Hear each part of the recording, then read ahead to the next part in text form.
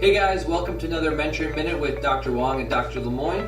And today we're going to be talking about the Janda lower cross. Why is it important? Right, well, it's important because a lot of patients with low back pain, whether it's facet compression, whether it's muscle strength from excessive tone and tonicity, whether when they walk, they have this increased extension with every step, all that leads to pain in the low back. Right? It leads to increased stress on the tissues. And so the thought is, well, what are some of the things that can be associated with this position? And so just to be clear, Janda lower cross, right, it's meaning this increased anterior pelvic tilt, right? So ASIS lower than PSIS, and increased relative lumbar lordosis. And so the theory is the muscles in the front, hip flexors, are too tight, pulling them down. Muscles in the back, paraspinals, too tight, pulling the posterior pelvis up. So you can see how that adds to that rotation. Okay? Increases stress on the low back.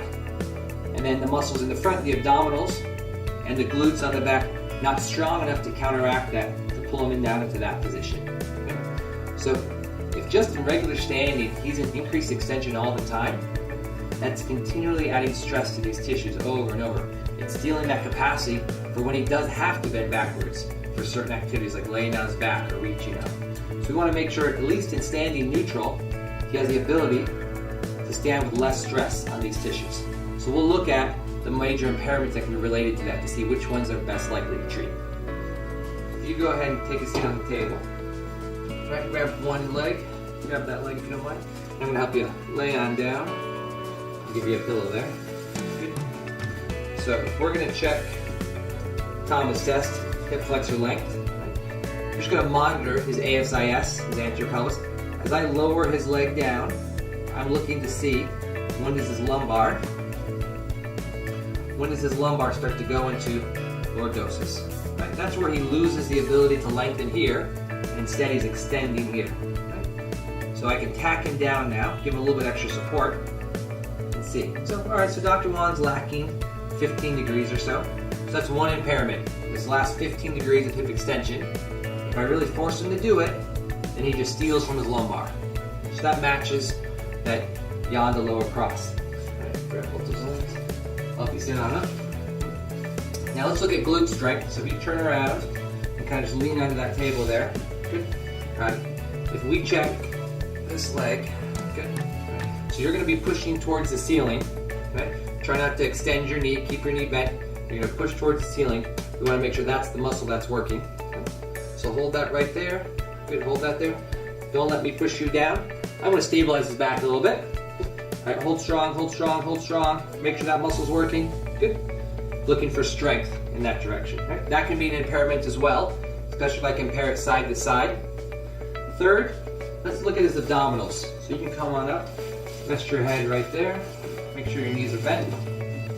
Okay. And so there's many ways to assess abdominals. The one we're going to use is Sarman's levels. So go ahead and lift one knee up to my hand. I'm going to hold that. Bring that back down. Good. Bring this one up. Good. Hold that. So we can do each leg individually.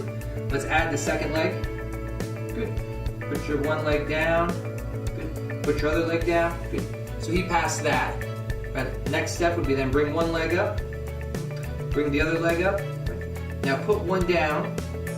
And we'd have him slide this off the edge of the table. It'll be the extension of the table. Bring it back up. Good. Looks good there. Bring this up. Same thing the other side. Put it down. Slide it out, slide it back up. Good. Looks good there. I don't see any increased lumbar extension. If he's a patient with pain, we're also asking and assessing if he's having any symptoms. Right. Let's look at the next level. So this time, put it down, but actually you're going to hover your leg all the way straight. Good. Looks good. Now on this one, as he does this one, I already know from other options, this is one where he tends to lose it on. Right? You can't maintain a neutral lumbar spine. If I show you that again, as he extends that left leg, it pulls the spine with it, comes back up. You go ahead and put this leg down. So again, three impairments we looked at. Right? Stiffness in the hip flexor, strength of the glutes, as well as strength of the abdominals. All of those things together kind of are leading to this anterior pelvic tilt, or it can be associated with an increased anterior pelvic tilt, and then this Janda lower cross syndrome. Thanks again, guys, and hope you enjoyed this Mentoring Minute.